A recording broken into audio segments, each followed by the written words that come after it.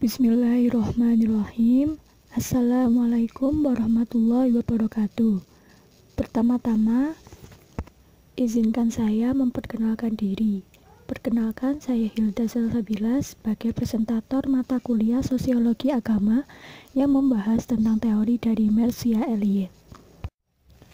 Untuk itu, selanjutnya akan dibahas mengenai Mircea Eliade dengan teorinya hakikat dari yang sakral.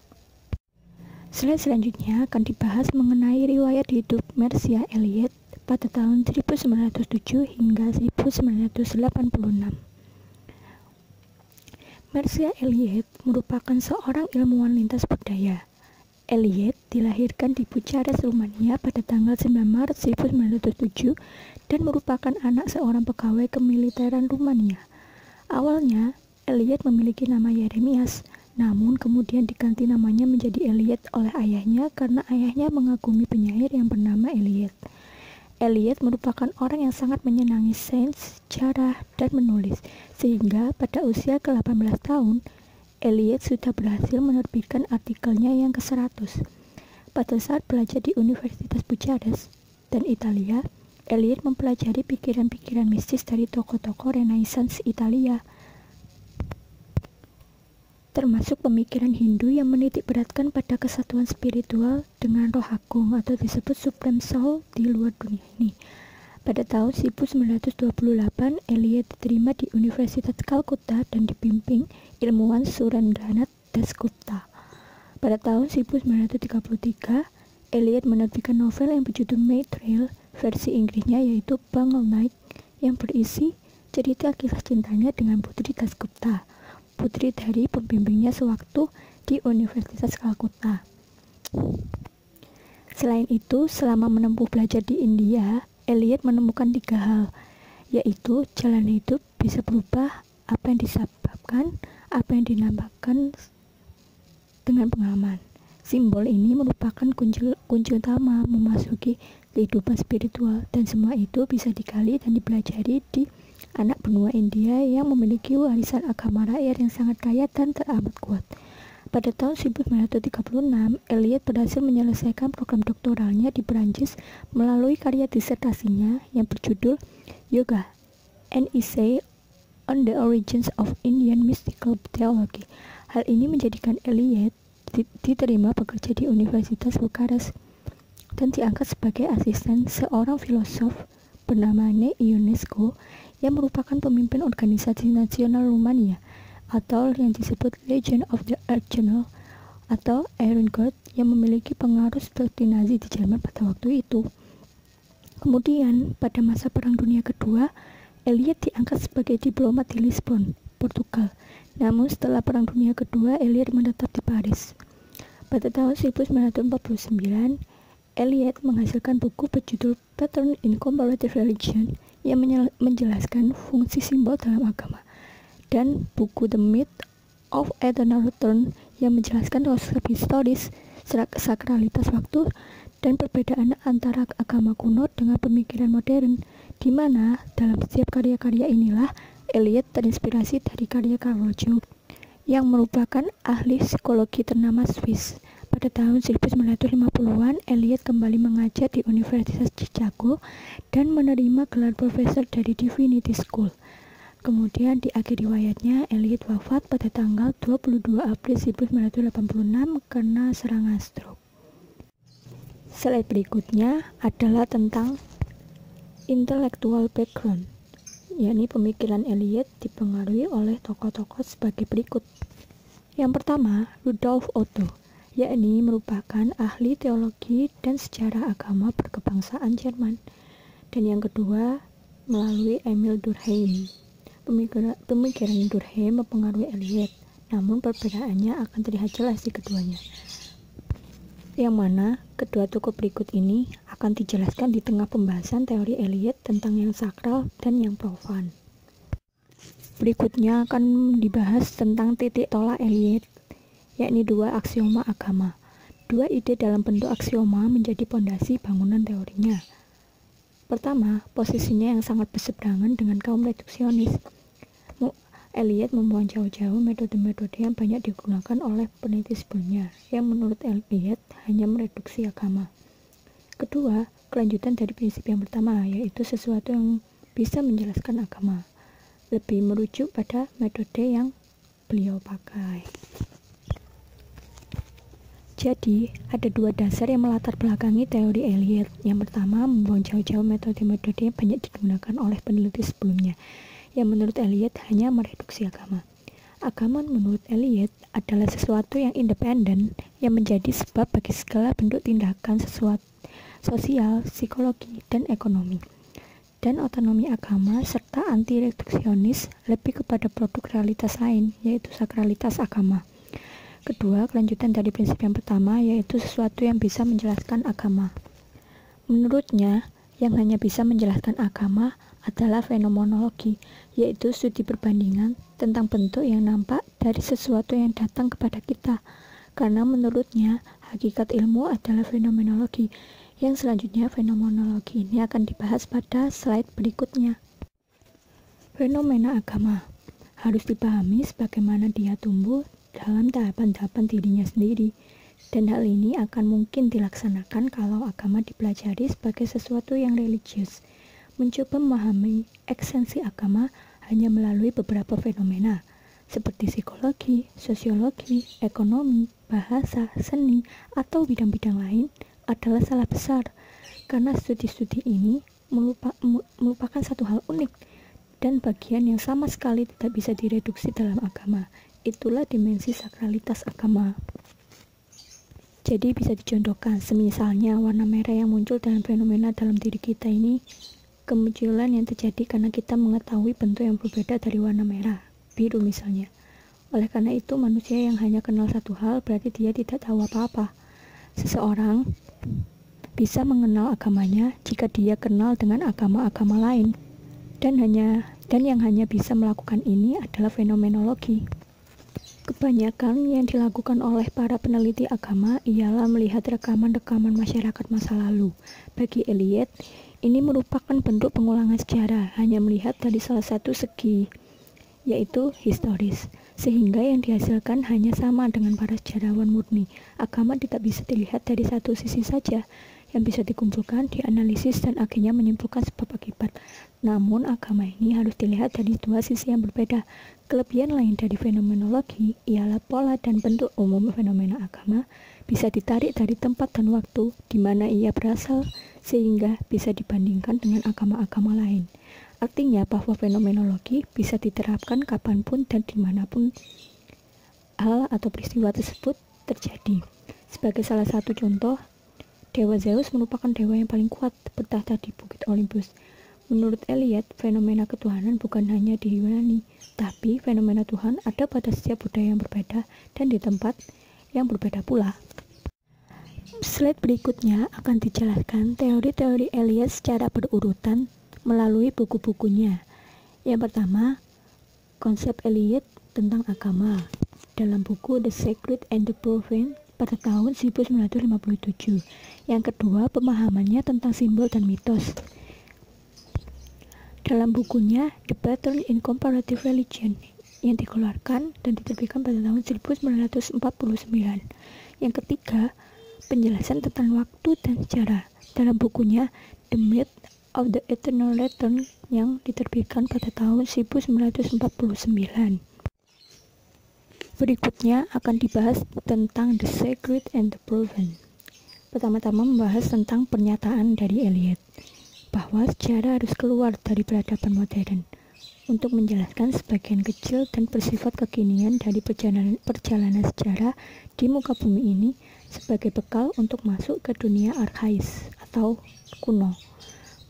Nah, dunia arkais ini meliputi masyarakat arkais, yakni masyarakat yang hidup di zaman prasejarah ataupun masyarakat tribal dengan kebudayaan terbelakang yang hidup saat ini.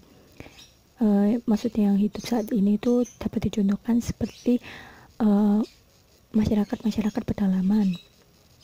Nah, mereka ini melakukan pekerjaan alami seperti berburu, memancing, dan bercocok tanam. Dalam masyarakat ini akan selalu ditemui apa yang disebut sebagai pemisahan antara yang sakral dan yang profan. Selanjutnya merupakan bahasan inti dari presentasi berikut, yaitu membahas tentang yang sakral dan yang profan. Perbedaan di antara keduanya, yang sakral yakni merupakan wilayah yang supranatural, sesuatu yang extraordinary, tidak mudah dilupakan, dan teramat penting.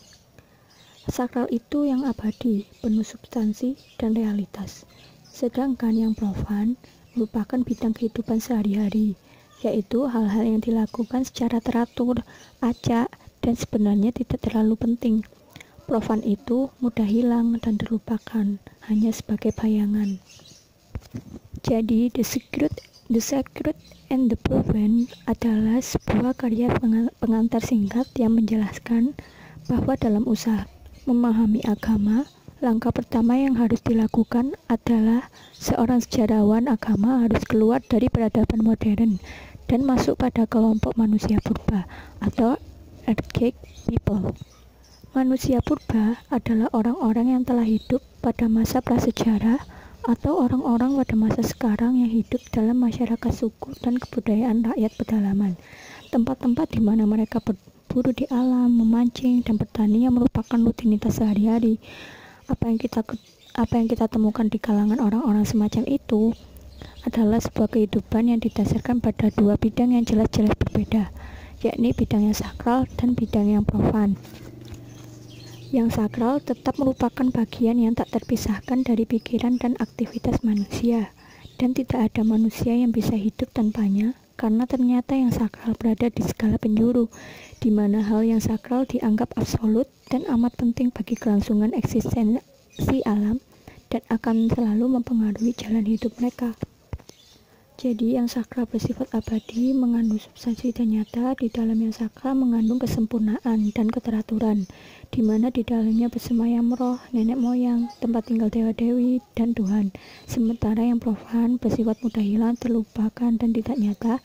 Di dalamnya manusia selalu berbuat salah, manusia selalu berubah, dan mengalami kekacauan. Dari sinilah terlihat sebenarnya perbedaan konsep dari yang sakral antara Durkheim dan Eliot. Ini bisa dibedakan. Durkheim selalu menggunakan pendekatan sosial kemasyarakatan yang non-supernatural dalam menentukan apa yang sakral itu, sedangkan Eliot berpendapat sebaliknya. Baginya, kekuatan supranatural adalah inti dari yang sakral itu. Dengan demikian, pemikiran Eliot ini bersumber dari seorang teolog yang pernah menjadi pembimbingnya, yaitu Rudolf Otto. Berikutnya kita kembali pada slide yang sebelumnya telah dibahas, yaitu intellectual background. Nah, tadi kan menyinggung tentang Emil Durkheim dan Rudolf Otto. Nah, dari Otto mengartikan perjumpaan dengan yang sakral sebagai misterius atau hal yang misterius. Nah, perjumpaan dengan yang sakral ini memberikan perasaan yang nyata, agung, tinggi, dan menakjubkan. Perasaan ini tidak sama dengan perasaan-perasaan lainnya yang bersifat duniawi. Perasaan inilah yang menjadi titik kunci apa yang disebut dengan agama. Eliot sepenuhnya sepakat dengan hal ini. Ia menyatakan bahwa perjumpaan dengan yang sakral dapat dialami oleh semua orang. Perasaan ini begitu kuatnya sehingga kekuatan dari yang sakral itu dianggap sebagai sebuah realitas, sesuatu yang nyata. Kesakralan adalah keseluruhan realitas yang dahsyat dan abadi. Manusia ini ingin berada dekat dengan kekuatan tersebut. Meskipun benar, inilah apa yang dianggap Tuhan oleh agama-agama seperti Yahudi, Nasrani, dan Islam. Namun Eliot meminta untuk tidak menginterpretasikan yang sakral sebagai Tuhan, karena konsepnya mengenai yang sakral tidak hanya berpusat pada Tuhan. Segala konsep-konsep yang berada dalam ruang lingkup perjumpaan dengan duniawi dapat dikatakan sebagai yang sakral, dan ini tidak berarti harus selalu dengan Tuhan yang bersifat personal. Lalu kita masuk pada tokoh yang kedua, yakni Emil Durkheim. Menurut Emil Durkheim, yang sakral adalah sesuatu yang tinggi, agung, berkuasa, dihormati. Dalam kondisi profan, ia tidak tersentuh dan terjamah. Sementara yang profan adalah kehidupan sehari-hari yang bersifat biasa saja. Yang sakral berada dalam masyarakat, sementara yang profan ada dalam konteks individu. Untuk menjelaskan konsep-konsep ini, Durkheim meneliti mengenai masyarakat dengan agama totemisme, yakni agama yang dianggap sebagai agama paling tua yang pernah ada dalam sejarah manusia. Untuk membuktikan asal-usul agama, Durkheim berpendapat bahwa tidak tepat mengatakan bahwa konsep agama adalah kekuatan personal yang disebut Tuhan, melainkan sebuah konsep yang tidak personal atau impersonal, yang dihormati dan dipuja sekaligus mengatur masyarakat, tetapi tidak memiliki sosok. Dari mana lagi bisa didapatkan fakta-fakta mengenai asal-usul kepercayaan terhadap kekuatan impersonal jika bukan dari agama paling tua yang pernah ada di muka bumi ini, yakni totemisme tadi. Melalui agama totemisme yang saat ini masih bertahan di daerah Australia, Durkheim mampu menjelaskan apa fungsi agama. Pada agama totemisme, simbol-simbol hewan dan tumbuhan dipuja sebagai sesuatu yang dihormati. Simbol hewan-hewan dan tumbuh-tumbuhan tertentu merupakan lambang dari klan-klan tertentu pada suku-suku.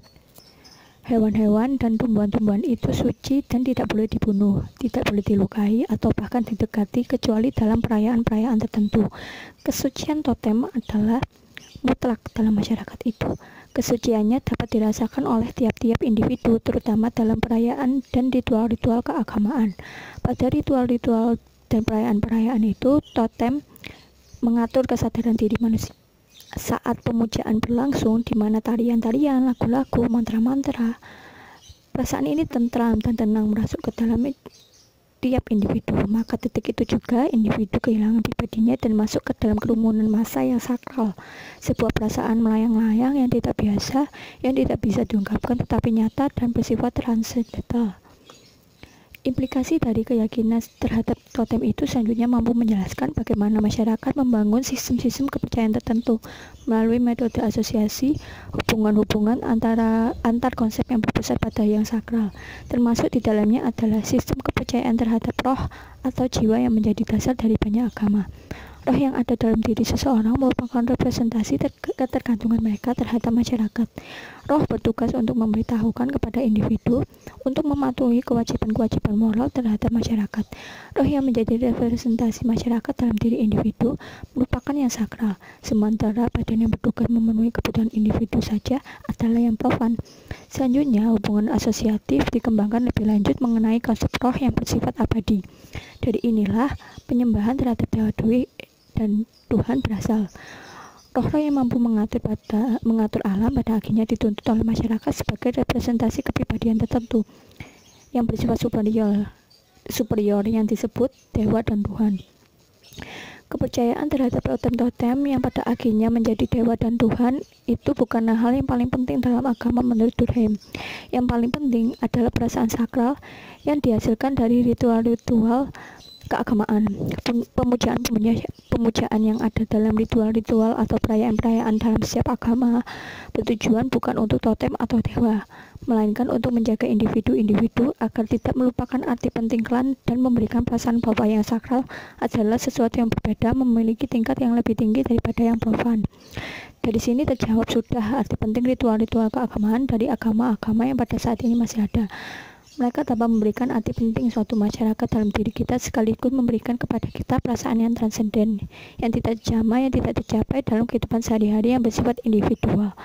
Ini juga menjelaskan mengapa pemuka-pemuka agama dan kalangan-kalangan beragama yang taat sangatlah dijunjung tinggi oleh masyarakat, karena mereka sudah mengorbankan diri mereka untuk kepentingan masyarakat. Ia menjadi contoh bagi masyarakat untuk meninggalkan yang profan, karena yang sakral berada di kepentingan masyarakat. Ini juga menjelaskan mengapa masyarakat membenci pemuka-pemuka agama yang nampaknya lebih mementingkan kebutuhan profan dibandingkan kebutuhan sakral.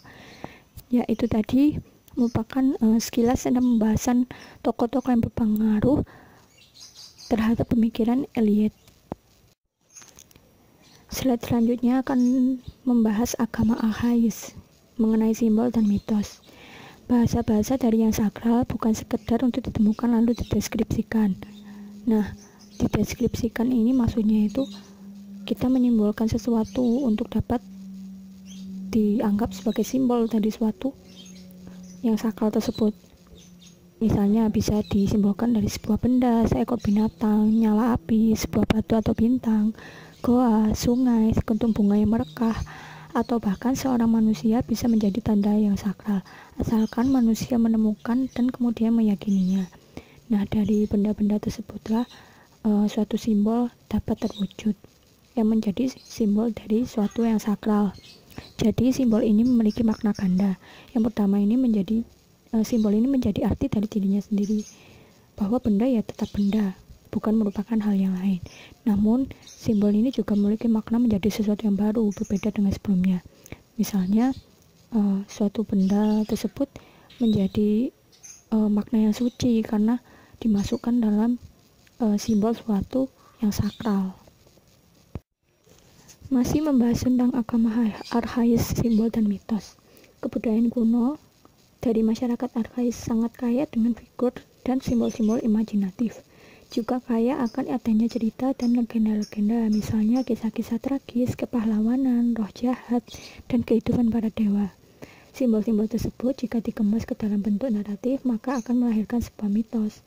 Mitos ini menceritakan tentang yang sakral, bagaimana kehidupan ilahiyah yang bersifat supranatural tersebut menjadi sangat dekat dengan kehidupan alamiah manusia.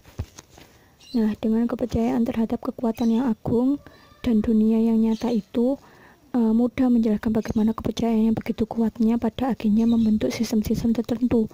Manusia menyerahkan hal-hal yang profan juga kepada yang sakral. Dongeng-dongeng, mitologi-mitologi mengenai masyarakat arkais akan selalu mengandung konsep penyerahan diri terhadap yang sakral. Yang sakral mampu mengatur segala aspek kehidupan manusia. Tidak jarang kita dengar kisah-kisah mengenai doa-doa yang perlu dipanjatkan sebelum memulai suatu pekerjaan, atau aturan-aturan yang diberlakukan dalam membangun rumah. Semuanya tidak terlepas dari yang sakral. Setiap konsep yang sakral memiliki titik pusatnya yang nyata. Dalam ini merupakan pusat dunia. Dalam Islam ini kan dikenal sebagai Ka'bah yang agung yang menjadi pusat ibadah dari semua umat muslim.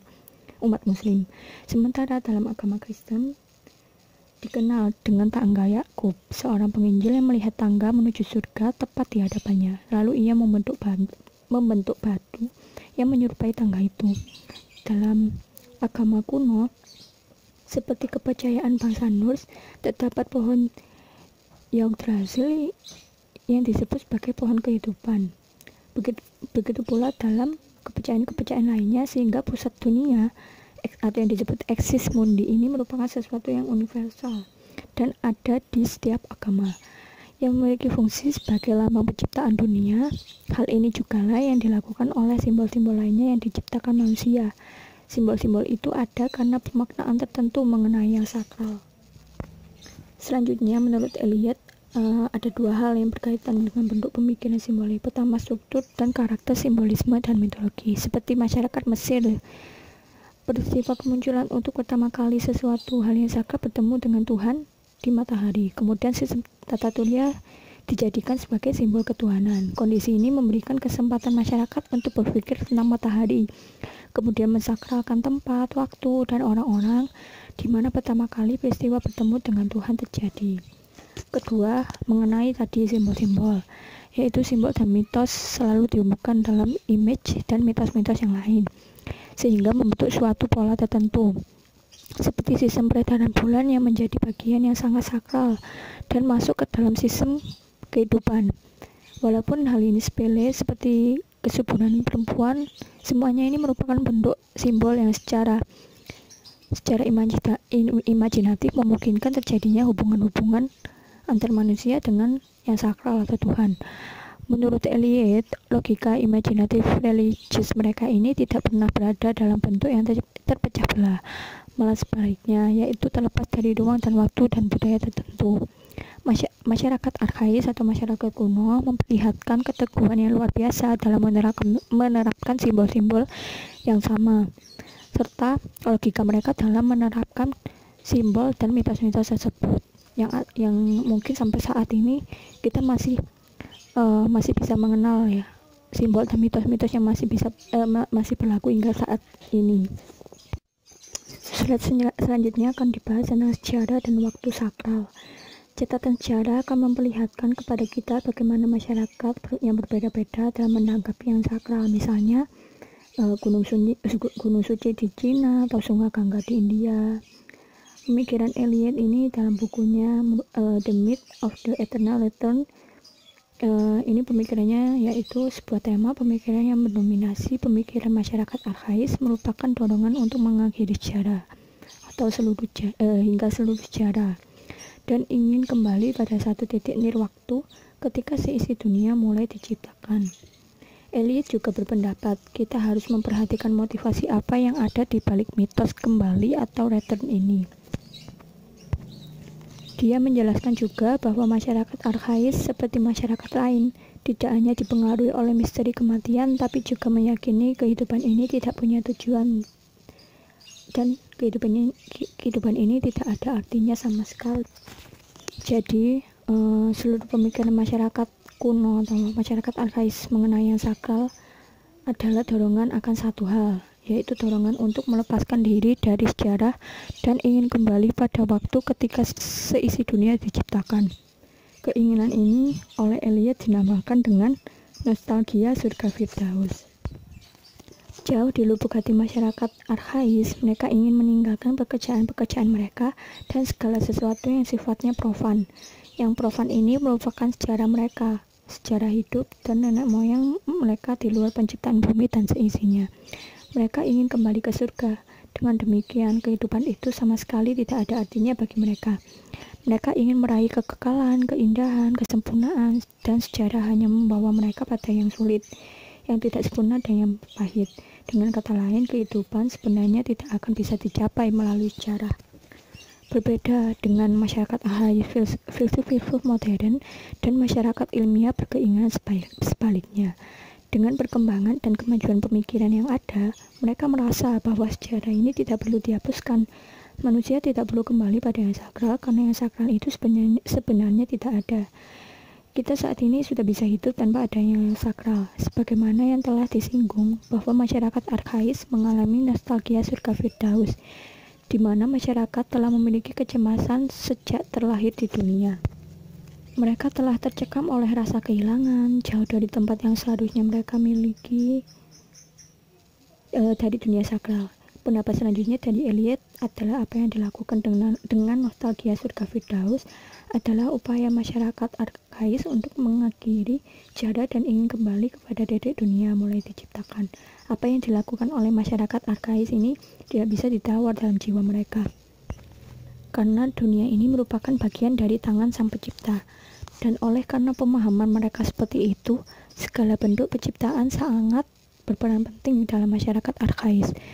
Dan dalam hal penciptaan, menurut Eliot ada hal yang harus diperhatikan, bahwa dalam setiap ritual-ritual penciptaan mengandung pengulangan kembali apa yang Tuhan lakukan pada waktu itu, yaitu pada saat alam semesta mendapatkan wujudnya, yakni ketika alam semesta diciptakan. Kita harus tahu motif sebenarnya dibalik mitos dan motif tersebut. Menurut Eliot, karena masyarakat arkais ingin mendapatkan nilai dalam kehidupannya serta jauh dari rasa takut. Perasaan yang demikian diistilahkan Eliot dengan teror sejarah. Selanjutnya, tantangan bagi agama-agama arkais, yaitu Yahudi dan Kristen. Ini jadi pertama-tama menurut Eliot ini hanya di satu kebudayaan kita bisa menemukan sesuatu yang berbeda, yaitu di kalangan Yahudi dan Palestina. Masyarakat Israel, maksudnya di masyarakat Israel kuno ini pertama kali itu muncul di dunia itu sebuah pemikiran baru. Pemikiran tersebut yaitu Yahudi mengatakan bahwa yang sakral bisa dijumpai dalam sejarah maupun di luar sejarah. Akhirnya ini kan menimbulkan tradisi bagi Yahudi. Kemudian tradisi Yahudi ini diikuti oleh Kristen sebagai pewaris tradisi. Yahudi memasukkan dimensi yang penuh makna dari peristiwa-peristiwa historis yang sakral. Kemudian dalam kepercayaan mereka percaya adanya nabi-nabi yang menjelaskan ketika mendapat bencana, hal itu merupakan hukuman dan ujian dan tidak boleh ditinggalkan atau diabaikan. Kemudian dari peristiwa itulah terjadi, mereka percaya bahwa peristiwa historis itu terjadi atas kehendak Tuhan. Kemudian baru melahirkan pemikiran baru,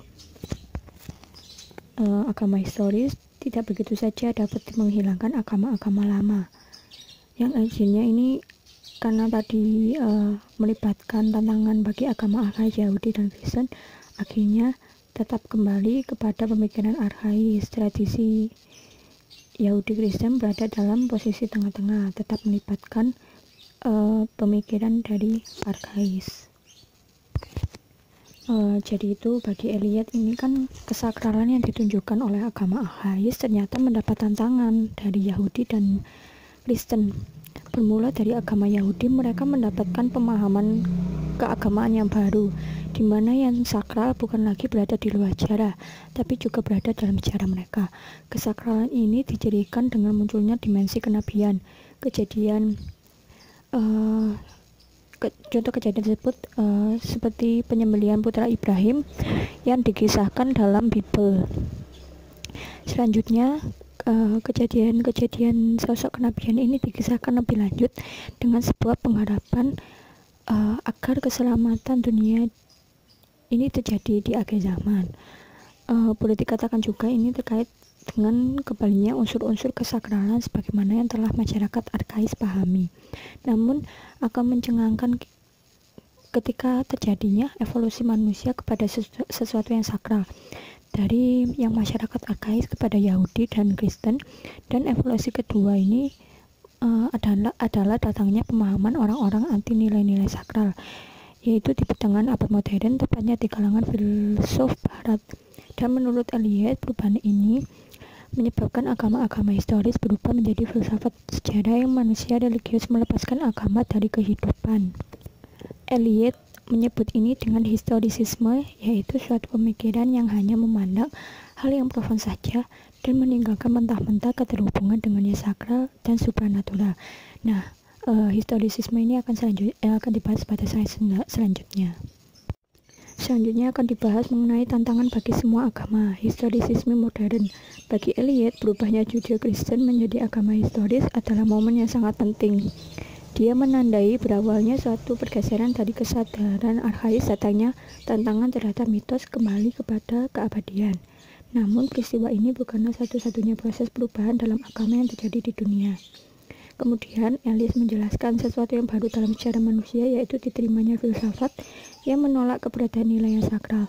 Para pendukung pendapat ini mengklaim bahwa semua kepercayaan tersebut tidak ada bedanya dalam diri seseorang. Apakah yang sakral berada di dalam atau di luar sejarah? Asal mereka sederhana saja, karena manusia memang tidak perlu itu semua. Yang benar menurut mereka adalah bahwa tidak ada yang dinamakan dewa-dewi. Tidak ada arketyp yang sakral yang bisa menunjuki kita bagaimana seharusnya hidup ini dijalani atau menunjukkan kepada kita apa tujuan hidup ini. Kita sekarang semestinya hidup tanpa ada yang sakral. Kemudian adanya masalah dari mana pandangan modern yang menolak mentah-mentah keadilan yang sakral di dunia. Perhatian Eliot pertama-tama ditujukan kepada masalah dari mana asal pandangan ini. Dia berpikir bahwa pintu masuk ke dalam revolusi ini sebenarnya dibuka oleh pergeseran ide-ide sebagaimana halnya yang terjadi pada revolusi yang pertama tadi dengan datangnya agama Judeo-Kristen. Memang sepintas selalu bagi kita masalah ini kelihatan samar-samar, tapi bagi Eliot masalahnya ini cukup jelas. Masalah ini berasal dari momen utama yang kita tempatkan dalam konteks asli agama-agama arkais dan mitos-mitos kembali kepada keabadian. Kita harus ingat bahwa bagi masyarakat arkais, alam natural merupakan sesuatu yang sangat vital. Dalam bentuk apapun, dia bisa hidup bersama dengan yang sakral. Selanjutnya, ada perubahan-perubahan rasa keberagaman ini adalah bukan karena tema-tema yang ada di dalamnya, melainkan karena konsekuensi-konsekuensi yang mengiringi kemudian. Jadi ini terletak dari agama-agama historis yang berubah menjadi filsafat sejarah, dan masyarakat religius berubah menjadi masyarakat yang melepaskan agama dari kehidupan mereka. Ini terjadi khususnya dalam peradaban Barat. Kemudian yang akhirnya tujuan dari hidup ini dari setiap manusia ini berbeda-beda. Mereka mengatakan bahwa mereka sebagian mengatakan bahwa tujuan hidup hanyalah uang dan kebutuhan materi yang lain. Bagi sebagian orang yang lain, Tujuan hidup ini adalah kebebasan pribadi dan kepuasan diri. Dan kemudian mereka berkata bahwa mereka lebih baik dari masyarakat arkais sebab mereka ini tidak memiliki kemerdekaan dan kehidupan mereka selalu harus disesuaikan dengan pola-pola yang ditentukan yang sakral atau Tuhan.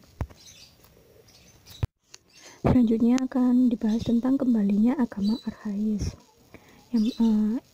Eliot menunjukkan bagaimana pemikiran masyarakat arkais masih tetap bertahan hingga sekarang.